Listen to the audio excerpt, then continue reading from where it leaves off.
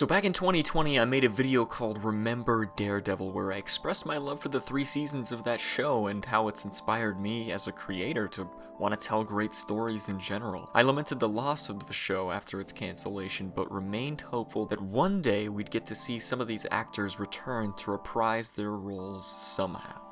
Fast forward to 2025 and we got Matt helping out Spider-Man and having a fling with She-Hulk and then showing up again in Spider, and then Kingpin showing up in Hawkeye and mentoring Echo, and it all culminates in this new show, Daredevil Born Again, not to be confused with the Daredevil Born Again comic by Frank Miller, which was partially adapted in season 3 of the original Netflix show, but then is also kind of the spiritual backbone of this new show, but then it's also kind of pulling whatever. Slightly confusing but valid naming conventions aside, I need to share my thoughts on the first 3 episodes of this show because spoilers, I'm absolutely loving it so far. Also spoilers for the show itself. Please do not watch this unless you've seen the episodes themselves. Then we can chat about it here and in the comment section down below. So, we start episode 1 with this hauntingly beautiful sequence you've probably heard everyone talk about by now. The cinematography in this opening sequence was very deliberate in how it's trying to make you feel. Directors Justin Benson and Aaron Moorhead described it as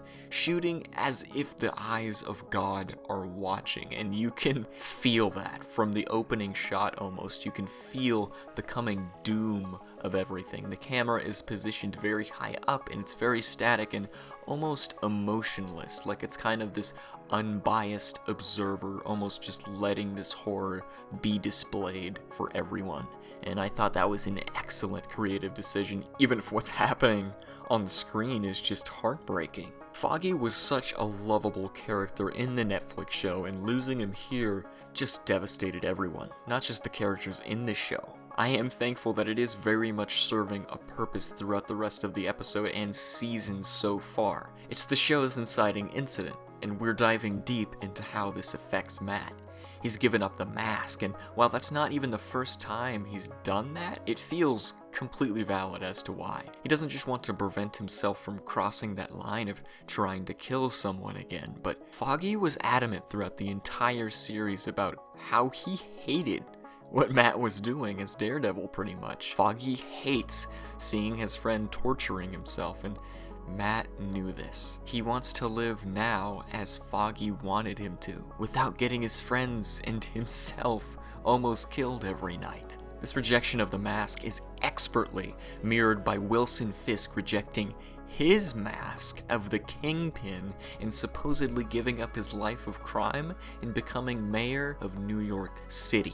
This was the other comic run that they're adapting that I was alluding to earlier, where Fisk becomes mayor of New York and tries to eliminate all vigilantes later on. And they top it all off with this amazing diner scene with the two of them trying to convince each other and themselves, basically, that they've changed while also tearing the other one down, and it's just so good. This might as well have been an action scene or something, honestly. Anytime these two just get to talk to each other, it's just gold on the screen. Follow that up with episode 2, Optics. Now this was initially supposed to be the pilot of the show. We were going to pick up after the time skip and then kind of just piece together what happened with Foggy, I guess.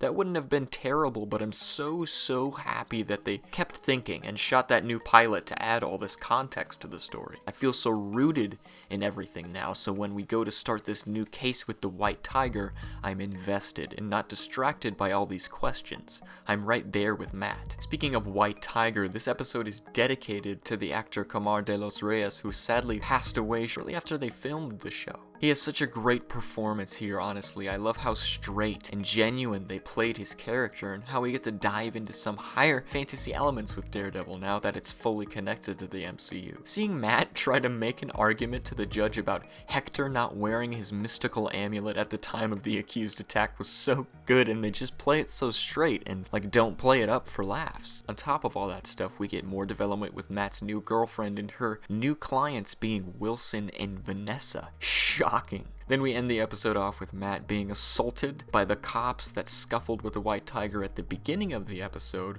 of course completely not suspecting what Matt is capable of as he lets the devil out.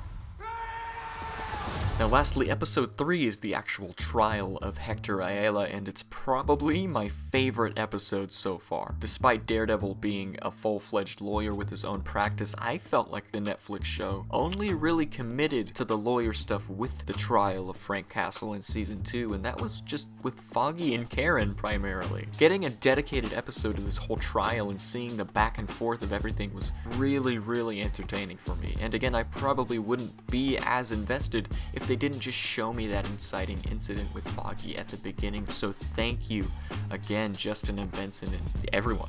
Now, there were a good 2 to 3 moments in this episode where I was genuinely on the edge of my seat, not knowing at all what would happen next. I'm not saying this is like Better Call Saul level stuff, but seeing superhero law being genuinely thought about and written about is exactly the type of world building that I find fascinating and really grounding for this franchise. By the time Matt and the other lawyer had given their closing arguments, I obviously knew whose side I was on, but I really didn't know if Hector would be found not guilty or if Matt would have to find a way to like break him out of prison or something. Thankfully, Hector gets his name cleared and he can walk away free.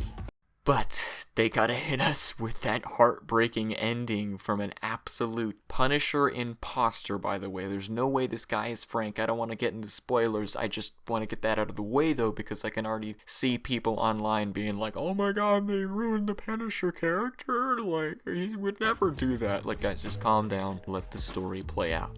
Overall, though, so far, to me, this definitively feels like Daredevil. Maybe even some ways more so than the Netflix show, but that's a topic for another day. So far, we have some awesome, tight, episodic storytelling with just fantastic, heart-wrenching performances, topped with some stellar, heightened action compared to Netflix. I think we're in for a good first 2 seasons of this show. Let me know what you guys think so far. Let's have a discussion in the comments below. Keep it civil, obviously. And as always, leave a like if you do subscribe if you're new, and make someone smile today, guys. Bye.